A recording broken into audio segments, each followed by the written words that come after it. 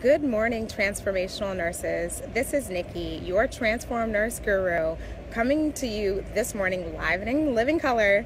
Just letting you know that I'm actually going to a diversity workshop this morning, sponsored by the University of Maryland, which is where I'm employed. And I'm really curious to know what their conversation is about diversity.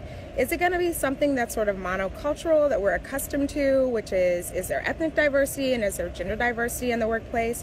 Or will this be something a little bit more inspirational, sort of along my lines of what I teach in Transform Nursing, about inclusiveness of people who are LGBTQA or who have behavioral challenges or who are differently abled. How are we bringing in the concept of inclusion, and how are we building that into our workplaces? So as you're thinking about social justice today as a nurse, I want you to consider in your workplace, what is being done to challenge the status quo? What is being done to really bring in the thought of there are different multicultural perspectives to people? And just take notice of the things that you see. That's the way that I like to teach. That's the way that I like to be taught.